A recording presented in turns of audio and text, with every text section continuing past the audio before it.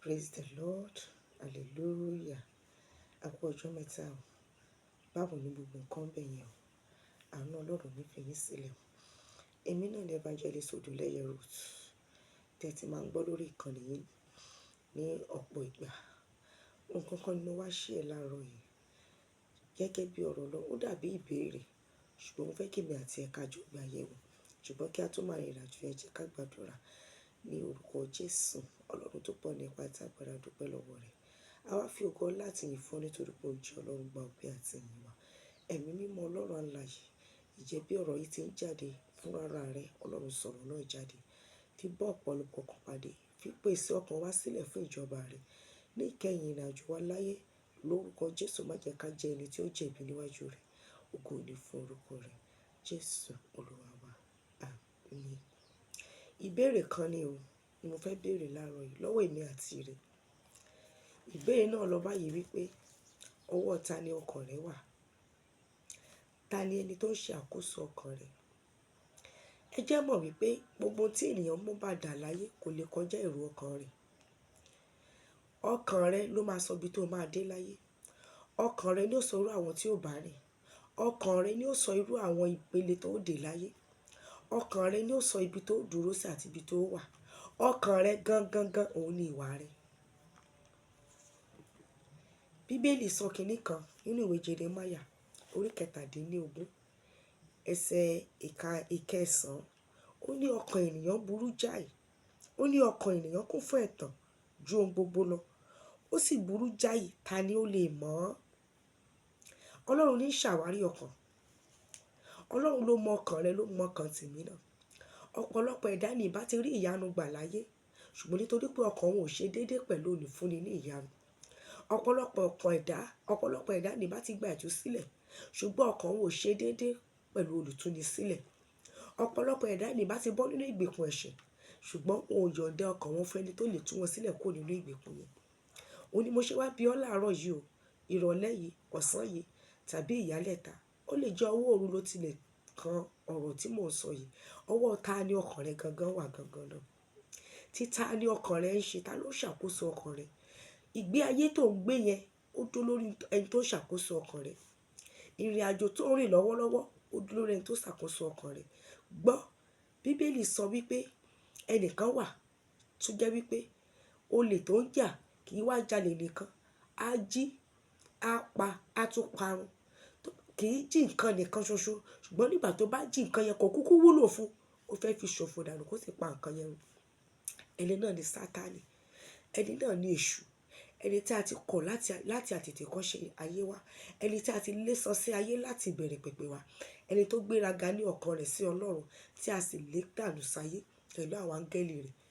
Àwọn tó di dímọ́nì òkùnkùn tó ń ṣiṣẹ́ káàkiri àgbáńlá ayé lónìí. Àwọn tí àìkóso ayé yìí wà lọ́wọ́ wọn, ṣùgbọ́n tí agbára Kristi ju gbogbo wọn lọ. Ṣé kìí ṣe èṣù ló ṣàkóso ọkàn tirẹ̀? Irú ẹ̀mí wo ló ṣàkóso rẹ̀? Ó ní àwọn tí ẹ̀mí Ọlọ́run bá ń gbé nínú wọn, àwọn ni a fi agbára fún láti di ọmọ Ọlọ́run. Ohun kan ṣoṣo, òun ni èṣù àti Jésù Kristi jọ ń dùn nínú ayé mi àti rẹ̀. Òun ni ọkàn wa. Èṣù fẹ́ ọkàn rẹ, Jésù Kristi náà ṣe fẹ́ ọkàn rẹ. Ẹ rí i pé nínú Bíbélì, Jésù sọ wípé ọmọ fi ọkàn rẹ fún mi. Ó mọ̀ wípé tí ọkàn rẹ bá ti jẹ́ tó, ohun gbogbo tó jẹ́ ti ẹ nínú ayé, tó jẹ́ ti ayé rẹ ó ti jẹ́ ti tòun. Bẹ́ẹ̀ gẹ́gẹ́ náà ni Sátánì, èṣù. Ó mọ̀ wípé tóun bá ti gba àkóso ọkàn rẹ, ayé rẹ wà ní ìkáwọ́ òun.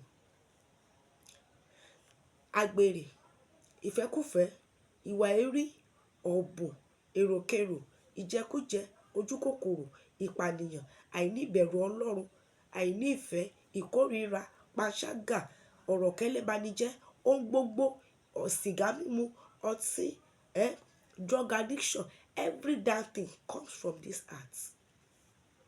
Òun ni Jésù sọ wípé ohun tó bá ti ọkàn wa ní sọ ní di aláìmọ́. Nínú ọkàn ló ti ronú pé kó bá yàn ṣèṣekúṣe.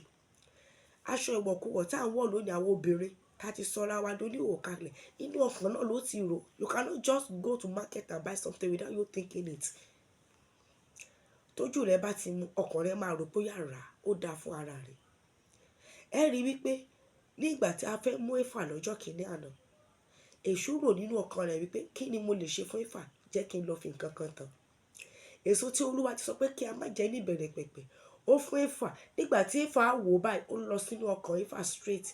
Éfà ti jẹ èso yẹn tán nínú ọkàn rẹ̀ kó tó di wípé ó jẹ lẹ́nu. Ọ̀pọ̀lọpọ̀ ìwà àti ìṣe wa lónìí a ti parí rẹ̀ nínú ọkàn wa ká tó gbé síta. Our actions and character will have finished everything in our heart before we take it into action. So láàárọ̀ yìí mo ń bẹ̀ ọ́, ní ìrọ̀lẹ́ yìí, ní ọ̀sán yìí, o ò ṣe bá ọkàn yìí, o ò ṣe bá dá májẹ̀mú pé Jésù ló ní. Ọkàn yìí òun ni èṣù fẹ́ ba ayé ẹ̀ jẹ́ pátápátá. Ó ti mọ̀ pé ọkàn wa ló jẹ́ ti Ọlọ́run, níbi tí ẹ̀mí wa ń gbé tó lọ sọ́dọ̀ Ọlọ́run láti lọ gbàdájọ́. Àgọ́ ara yìí ò ní bí í lọ. Ohun gbogbo tá a pè ní ẹ̀wà yìí kò ní bí í lọ, kò ní ìdájọ́ gbà. Ọkàn wa ló máa gbàdájọ́ lọ́wọ́ Ọlọ́run alààyè. Ọkàn náà ni èṣù fẹ́ láti máa ṣe kíni, láti máa ṣe driver rẹ̀. Nítorí ìdí èyí ni ẹ̀mí Olúwa ṣe fi sí mi lọ́kàn. Ó fi tọ́pìkì sí mi lọ́kàn ní ọjọ́ díẹ̀ sẹ́yìn pé ta ló ń ṣàkóso ọkàn èmi àti rẹ gan. Bí ayé ṣe rí lónìí, ó dó lórí ẹni tó ń ṣàkóso ọkàn ẹnì kọ̀ọ̀kan wa. Àwọn ìjọba wa tá a sọ pé wọn ò dára nítorí pé wọ́n ti ta ọkàn wọn fún àwọn alágbára òkùnkùn ayé yìí. Wọ́n ti ta ọkàn wọn fún ẹ̀mí búburú ojú ọ̀run. Wọ́n ti ta ọkàn wọn fún ẹ̀mí tó ń gbé inú omi. So nǹkan tí ẹ̀mí yìí bá ti ní kán ṣe náà ṣe oníwọ̀n ṣe láàánú wa rárá. So ẹnikẹ́ni tí ẹ bá ti rí tí kò ní àánú, ọkàn rẹ̀ ò sí lọ́wọ́ Ọlọ́run, ọkàn rẹ̀ wà lọ́wọ́ Sátánì. Ohun tí Sátánì bá ti sọ pé kó ṣe òun náà ló máa ṣe. Àwọn tó ń ṣoògùn owó, ọkàn wọn ni Sátánì rà lọ́wọ́ wọn. Ẹ gbọ́ nínú ìwé Mátíù orí 4, èṣù náà wá láti ran ọkàn Jésù Kristi kó lè ṣe kíni, kó lè ba iṣẹ́ ìgbàlà jẹ́. Ó fi oúnjẹ lọ, Jésù ń kọ̀. Ó fi àwọn mèremère ayé yìí lọ, Jésù ń kọ̀. Ó fi ipò gíga àti ibi gíga ayé yìí lọ, Jésù ń kọ̀. Jésù ń kọ̀ láti yọ̀ǹda ọkàn rẹ̀ fún Sátánì torí pé ó mọ̀ pé tí Sátánì bá ti gba ọkàn, ohun tó wá ṣe láyé ó bàjẹ́ nìyẹn. Ọ̀pọ̀lọpọ̀ wa láyé yìí, ọkàn wa ni ò jẹ́ ká mú nǹkan tí Ọlọ́run fẹ́ ká ṣe ṣe. Ọkàn wa ni ò já fulfill purpose. Ọkàn wa ló fà wá sẹ́yìn láti ṣe ìfẹ́ Ọlọ́run. Ọkàn wa ló burú. Ọkàn wa lè ṣú jókòó sí. Ó ti mọ̀ pé tí Jésù bá ti ráyè jókòó sínú ọkàn yẹn, yóò ṣe àgbàwọ̀ ọkọ̀ ayé wa. Yóò wá ọkọ̀ ayé wa dé èbúté ire, èbúté ayọ̀. Ayé wa ò ní ìtumọ̀, á sì lè parí rẹ̀ sí ọ̀dọ̀ Jésù Kristi. Ìdí nìyí tí èṣù fi ń bọ ọkàn mi àti rẹ̀ jagun lójoojúmọ́. Ìdí nìyí tí èròkèrò ṣe kúrò lọ́kàn rẹ̀ nítorí pé ẹni tó ń ṣàkóso ọkàn rẹ̀ ò fẹ́ fi sílẹ̀. Kí wá lọ́nà àbáyọ? Ọ̀nà àbáyọ ni pé kó pinnu láti yọ̀ǹda ọkàn yẹn fún Jésù. Gbogbo ìwà tó ń wù ìwà míì tán ní òrò ní dùn, ọkàn rẹ̀ á bàjẹ́. Bíbélì sọ wípé nínú ìwé Genesis orí 6, ọkàn ènìyàn ló bàjẹ́ kí ènìyàn tó ba ìwà rẹ̀ jẹ́.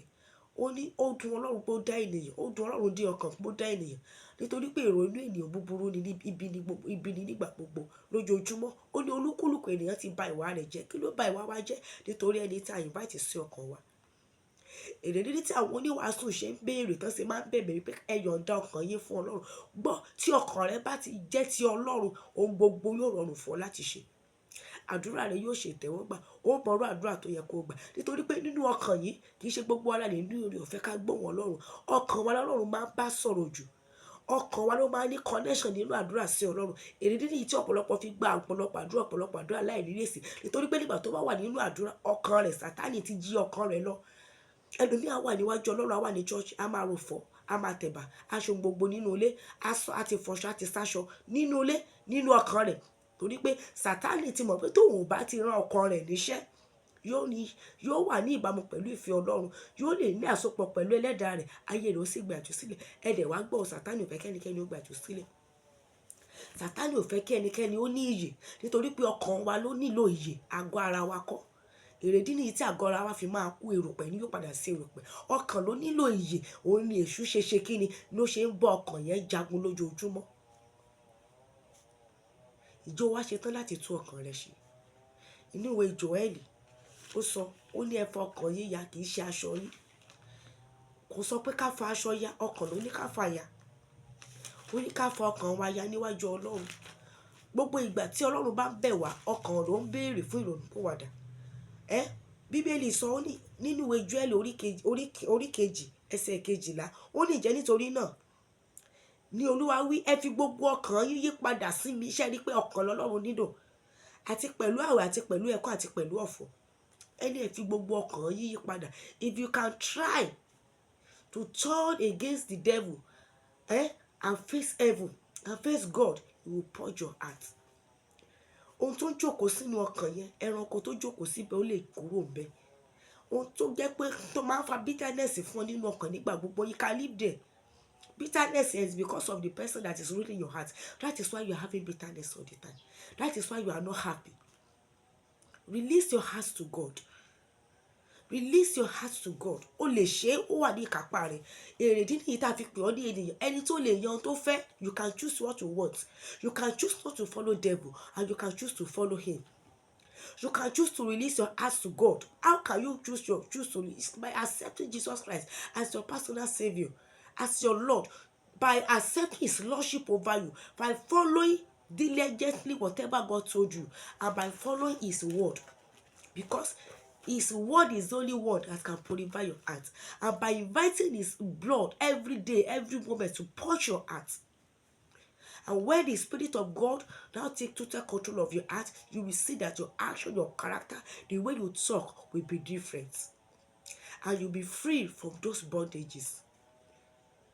Tí o bá ti lè jàjà ṣẹ́gun níbi gbígbà ọkàn rẹ kúrò lọ́wọ́ ìṣàkóso Sátánì, ìyókù ti tán. Àdúrà rẹ á bẹ̀rẹ̀ sí ní gbà. Ìlérí yẹn tó ti ń retí ti pé á bẹ̀rẹ̀ sí ní ṣẹ. Láti rí Ọlọ́run á rọrùn fún ọ. Then you will be prepared for the rapture at any time. I pray God will help me and you in the name of Jesus. What am I saying this morning? I said this message come as a question. Who is the one controlling your heart? Where is your heart? In whose hand your heart lies? Who is the one that is controlling that your heart? The controller of your heart depends on what you are going to, on the extent of where you are going to go in life. The essence of your manifestation, the essence of your exploit in life depends on the person that is controlling your heart. You cannot grow beyond what is inside you. You cannot develop more than what you eat into your heart. It is what you accommodate in your heart that will make you to manifest in food, in the fullness of God, or in the other side. You can only grow, you can only manifest, you can only do exploit when the person that is controlling your heart is clean. When you allow God to control your heart, because he's the master planner of your life. So he's the only one that can be giving you the good thoughts. The potential you have is the one that can help you to manifest it. But if you don't allow him in your heart, how can you manifest? How can you do exploits? How can you grow spiritually? How can you fulfill purpose? How can you attain the level you want to attain if your heart is not being fully controlled by God? Before you can go anywhere, your heart will have gone there. So your heart traveled more than your body. So it is your heart that will help your spirit to travel far. If your heart and your spirit and the Spirit of God is not in unity, then you are in danger, you are in problem. So you will try, you have to try. You have to try by all means to allow God to take over your heart, so that the Spirit of God and your heart can work hand in hand, so that you'll be able to fulfill God's mind and God's purpose in the name of Jesus. It will be easy for you in Jesus' name. So ẹ jẹ́ ká jọ fi àyè gba ọkàn wa. Ẹ fàyè gba Ọlọ́run nínú ọkàn yìí, kí èmi náà kó fàyè gba ẹ̀mí Ọlọ́run àti ọkàn wa. Ó ní í ṣe papọ̀. Láì ṣe pé ọkàn wa ṣe déédéé pẹ̀lú ẹ̀mí Ọlọ́run, láti rìn jìnnà ní ayé ó máa le díẹ̀. Láti mú ìfẹ́ ṣẹ, ìfẹ́ Ọlọ́run ṣẹ, láti mú àyànmọ́ ṣẹ. Ẹ gbọ́ ni, ó ní èrò tí mo ní sí yín, èrò rere ni. Báwo ló ṣe fẹ́ mọ èrò tí Ọlọ́run ní sọ nígbà tí ọkàn rẹ gangan ò bá ṣe déédéé pẹ̀lú èrò yẹn? Ọlọ́run á ràn wá lọ́wọ́. Ohun gbogbo tí mo bá wa sọ láàárọ̀ yìí, ní ọ̀sán yìí tàbí ìrọ̀lẹ́ tàbí ní alẹ́ yìí, ni wípé tú ọkàn rẹ ṣe níwájú Ọlọ́run. Jẹ́ kí Ọlọ́run kó darí ọkàn rẹ. Torí pé tí Ọlọ́run bá ti darí ọkàn rẹ á máa tiẹ̀ ṣìwàwù sí ètò Ọlọ́run. Wàá dẹ̀ parí ẹ̀ síbi tó yẹ kó parí ẹ̀ sí. Àìmọye àwọn tó lówó tó ní ọlá ṣùgbọ́n tí wọn ò ní ìsinmi ní ọkàn wọn. Àlàáfíà ò sí nínú ọkàn wọn torí pé ẹni tó ń darí ọkàn wọn kì í ṣe ẹni àlàáfíà. O lè lọ́lá, o lè ní mọ́tò, o lè ní ìbùkún lọ́pọ̀ yàtúrú tó jẹ́ ti ayé yìí. Jẹ́ sọ fún èṣù lónìí á fún ẹ tó bá ti lè gba ọkàn rẹ fún. Tí èṣù bá ti lè fi ọgbọ́n gba ọkàn rẹ, á fún ohun nínú ayé yìí láti dínkù ọkàn tó gbà torí pé ó mọ̀ wípé ìparun ayérayé ni tiẹ̀. So láàárọ̀ yìí kó bó bá parun títí ayérayé, kó bó bá kàn wáyé bẹ́ẹ̀ kó dẹ̀ lọ bẹ́ẹ̀, kó bó bá kábàámọ̀ kó wá sáyé, yọ̀ǹda ọkàn rẹ. Ọkàn rẹ ni ìgbàlà láti ń bẹ̀rẹ̀. Ọkàn láti ń gba Ọlọ́run gbọ́. Ọkàn ní iṣẹ́ ìgbàlà láti bẹ̀rẹ̀ kì í ṣe àgọ́ ara. Nígbà tí iṣẹ́ ìgbàlà bá parí nínú ọkàn, ìgbà yẹn ló máa yọ nínú àgọ́ ara rẹ̀. Ìgbà yẹn ló máa yọ nínú ìwà àti ìṣe rẹ̀. Mo sì gbàdúrà wípé Ọlọ́run á ràn ẹ́ lọ́wọ́. Jọ̀wọ́ gbàdúrà yìí tó bá ti ṣe tán pẹ̀lú mi. Sọ fún Ọlọ́run, ẹ̀jẹ̀ Jésù ṣe àfọ̀mọ́ ọkàn mi. Ẹ̀mí mímọ́ já ọkàn mi gbà lọ́wọ́ Sátánì. Ibi tí a fi ọkàn mi pamọ́ sí lónìí, agbára tó ń bẹ nínú ẹ̀jẹ̀ Jésù wá rí kó dá padà. Ẹ̀jẹ̀ Jésù rán ọkàn mi padà. Ẹ̀jẹ̀ Jésù rán ọkàn mi padà. Wà wá máa ṣe ìjẹ́wọ́ wípé Jésù Olúwa mo yọ̀ǹda ọkàn mi fún ẹ lónìí. Jésù Olúwa gba ọkàn mi lọ́wọ́ Sátánì.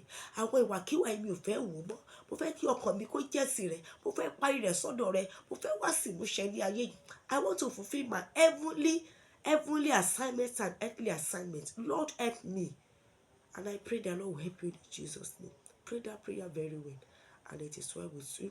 And after this message, you can read Psalm 51. Psalm 51. Psalm 51. Psalm 51. Read this like 3 times and pray the word in that psalm. And I pray the Spirit of God will take absolute control of your heart as from today. And you will fulfill your heavenly and earthly purpose in Jesus' name. Shalom.